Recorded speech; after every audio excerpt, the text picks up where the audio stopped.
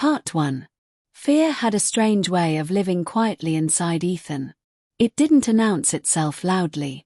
It didn't scream or threaten. It simply sat there, heavy and patient, waiting for the right moment to remind him of its presence. For most of his life, Ethan had learned how to avoid those moments. He chose silence over speaking up, distance over connection, comfort over risk. And on the surface, his life looked fine.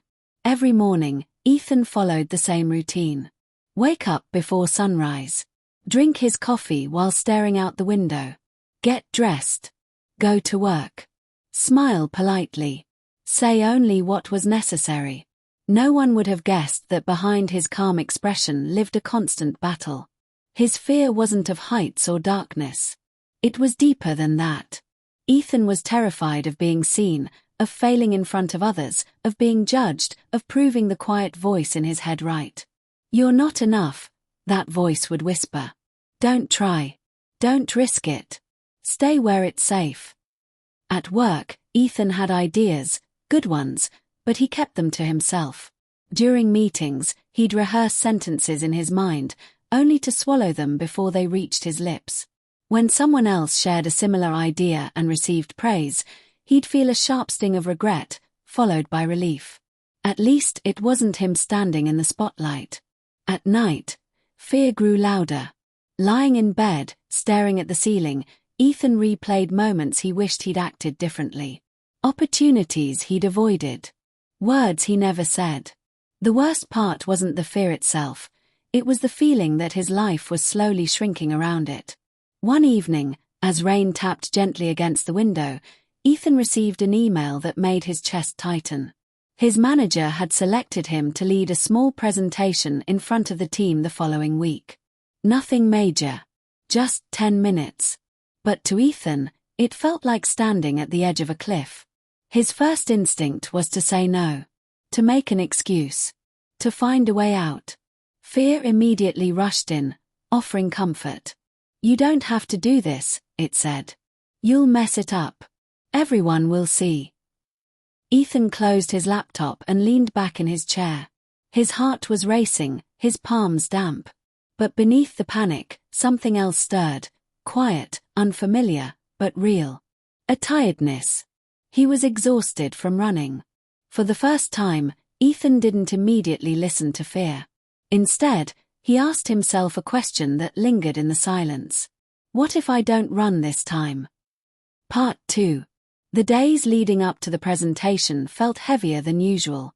Every step Ethan took carried the weight of what was coming. Fear followed him everywhere, into the elevator, down the hallway, even into his dreams. It showed him worst-case scenarios on repeat. Forgetting his words. Stuttering. Seeing disappointment on people's faces.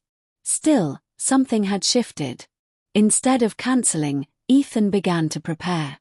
Late at night, he sat at his desk, rewriting notes, practicing out loud in a low voice as if the walls might judge him.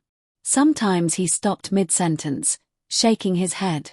"This is pointless," he muttered. "You're not cut out for this."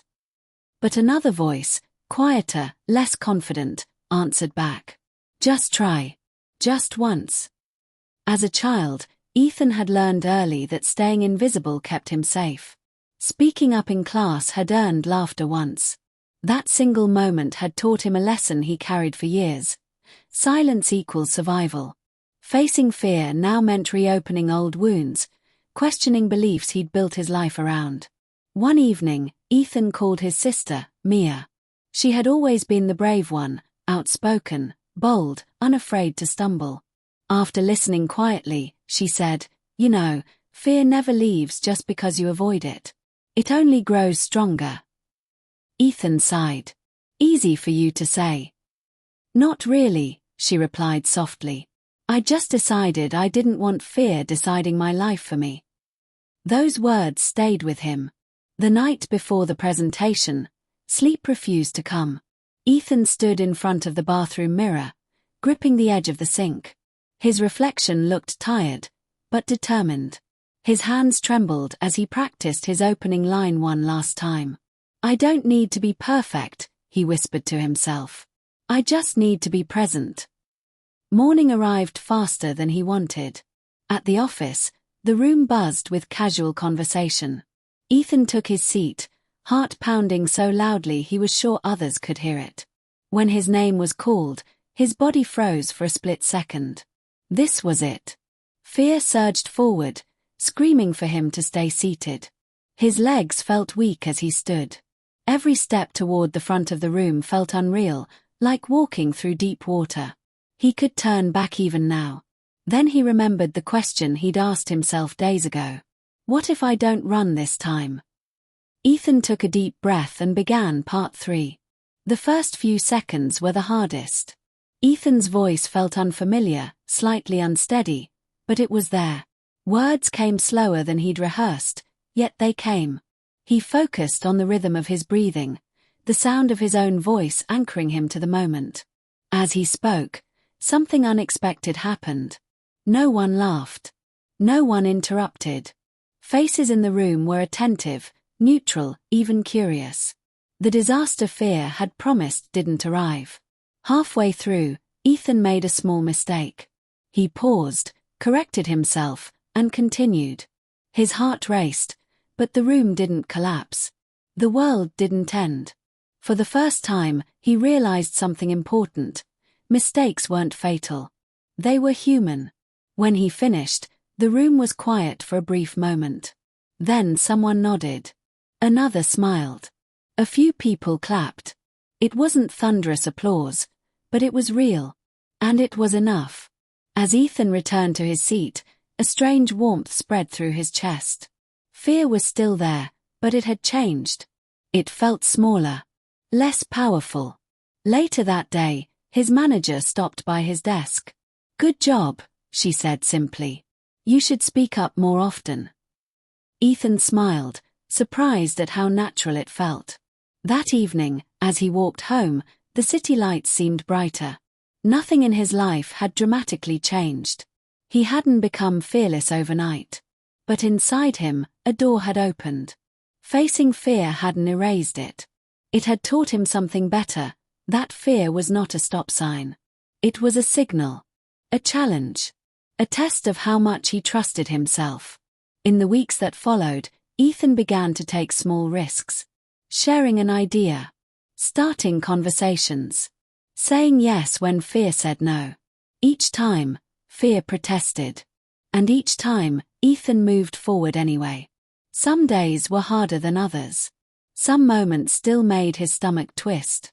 But now, he understood that courage wasn't the absence of fear. It was the decision to act despite it. One night, lying in bed, Ethan smiled to himself. The ceiling looked the same as it always had, but he felt different. Lighter. Wider. More alive. Fear was still a part of him. But it no longer controlled him.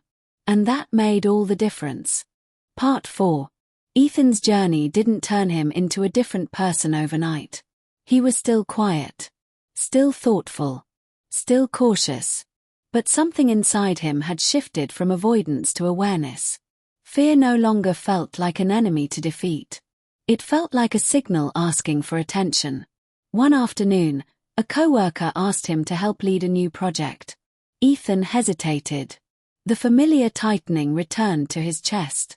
But instead of pulling away, he paused and listened. "I'm scared," he admitted, to himself. And then he smiled. That simple acknowledgement took away fear's power. He accepted the role. Not every step forward was smooth. There were awkward moments, self-doubt, and nights when old thoughts returned. But now, Ethan knew how to respond. He didn't silence fear. He walked alongside it. He realized something profound. Fear often appears right before growth. The closer he moved toward the life he wanted, the louder fear became, not to stop him, but to test his commitment.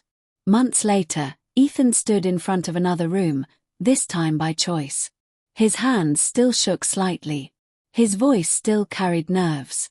But his eyes were steady. He had learned that bravery isn't loud. Sometimes it's quiet. Sometimes it's just a single step taken while your heart is racing. And with each step, The world felt a little less intimidating. Part 5. Looking back, Ethan understood that fear had shaped much of his life, but it didn't have to define the rest of it. The moment he stopped running, fear lost its grip. He learned that facing fear doesn't mean winning every time. It means showing up, trying, allowing yourself to be seen. Fear never truly disappeared, but it no longer decided who he could become. And maybe that's the truth for all of us. The life we want is often waiting on the other side of the fear we avoid. Not because we're weak, but because we're human. And the moment we choose to face it, we don't just grow stronger, we grow free. Outro. If this story touched something inside you, don't ignore that feeling. Fear speaks to all of us, but it doesn't get the final word. Remember, courage doesn't mean you're never afraid. It means you choose to move forward anyway. If you're facing something right now that scares you, take one small step today. That step might change more than you think. Thank you for listening to the Wordy Tales. If this story inspired you, like the video, share it with someone who needs it, and subscribe for more stories that speak to the heart. Until next time, face your fear, and keep moving forward.